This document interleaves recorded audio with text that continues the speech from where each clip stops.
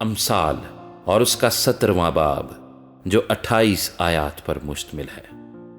سلامتی کے ساتھ خشک نوالا اس سے بہتر ہے کہ گھر نعمت سے پر ہو اور اس کے ساتھ جھگڑا ہو۔ عقل مند نوکر اس بیٹے پر جو رسوا کرتا ہے حکمران ہوگا اور بھائیوں میں شامل ہو کر میراث کا حصہ لے گا۔ چاندی کے لیے کٹھالی ہے اور سونے کے لیے بھٹی، پر دلوں کو خداوند پرکھتا ہے۔ بد کردار جھوٹے لبوں کی سنتا ہے اور دروغ گو مفسد زبان کا شنوا ہوتا ہے۔ مسکین پر ہنسنے والا اس کے خالق کی اہانت کرتا ہے، اور جو اوروں کی مصیبت سے خوش ہوتا ہے بے سزا نہ چھوٹے گا۔ بیٹوں کے لیے بیٹے بوڑھوں کے لیے تاج ہیں، اور بیٹوں کے فخر کا باعث ان کے باپ دادا ہیں۔ خوش گوئی احمق کو نہیں سجتی، تو کس قدر کم دروغ گوئی شریف کو سجے گی۔ رشوت جس کے ہاتھ میں ہے اس کی نظر میں گراں بہا جوہر ہے، اور وہ جدھر توجہ کرتا ہے کامیاب ہوتا ہے۔ جو خطا پوشی کرتا ہے دوستی کا جویاں ہے، پر جو ایسی بات کو بار بار چھیڑتا ہے دوستوں میں جدائی ڈالتا ہے۔ صاحب فہم پر ایک جھڑکی احمق پر 100 کوڑوں سے زیادہ اثر کرتی ہے۔ شریر محض سرکشی کا جویان ہے، اس کے مقابلے میں سنگ دل قاصد بھیجا جائے گا۔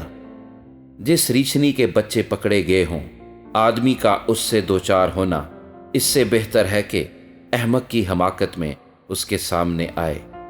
جو نیکی کے بدلے میں بدی کرتا ہے اس کے گھر سے بدی ہرگز جدا نہ ہوگی۔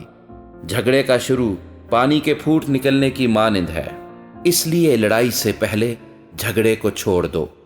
جو شریر کو صادق اور جو صادق کو شریر ٹھہراتا ہے خداوند کو ان دونوں سے نفرت ہے۔ حکمت خریدنے کو احمق کے ہاتھ میں قیمت سے کیا فائدہ ہے، حالانکہ اس کا دل اس کی طرف نہیں۔ دوست ہر وقت محبت دکھاتا ہے، اور بھائی مصیبت کے دن کے لیے پیدا ہوا ہے۔ بے عقل آدمی ہاتھ پر ہاتھ مارتا ہے اور اپنے ہمسائے کے روبرو ضامن ہوتا ہے۔ فساد پسند خطا پسند ہے، اور اپنے دروازے کو بلند کرنے والا ہلاکت کا طالب۔ کج دلا بھلائی کو نہ دیکھے گا، اور جس کی زبان کج گو ہے مصیبت میں پڑے گا۔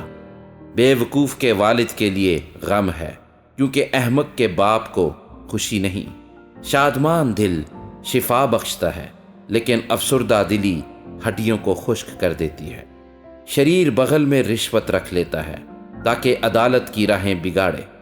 حکمت صاحب فہم کے روبرو ہے، لیکن احمق کی آنکھیں زمین کے کناروں پر لگی ہیں۔ احمق بیٹا اپنے باپ کے لیے غم اور اپنی ماں کے لیے تلخی ہے۔ صادق کو سزا دینا اور شریفوں کو ان کی راستی کے سبب سے مارنا خوب نہیں۔ صاحب علم کم گو ہے اور صاحب فہم متین ہے۔